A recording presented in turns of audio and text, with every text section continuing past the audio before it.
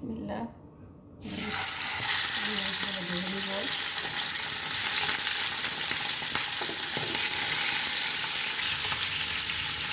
ইলিশ মাছ দিয়ে ছোটো দিকে আমি লাউ রান্না করবো, এই জন্য হালকা করে ভেজে নিলাম।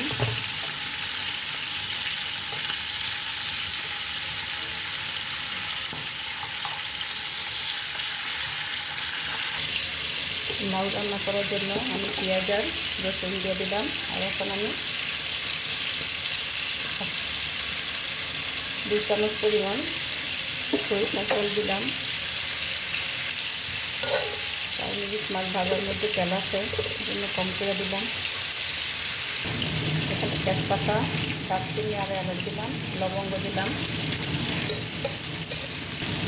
সামান্য হলুদ দিলাম, আর হলো সামান্য মরিচের গুঁড়া দিলাম, আদা চামচ ধনে গুঁড়া দিলাম, লবণ দিলাম 1 চামচ, আদা রসুন দিলাম 1 চামচ। এখন সামান্য পানি দিয়ে কষাই নেব। মশলা কষানোর পর আমি লাউ দিয়ে দিলাম আর হলো আলু সাথে।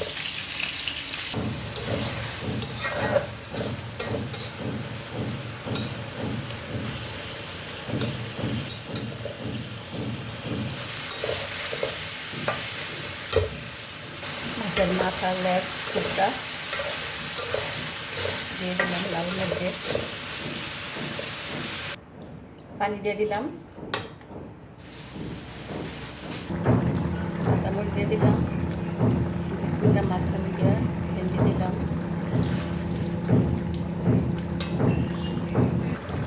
ধনে পাতা দিয়ে দিলাম।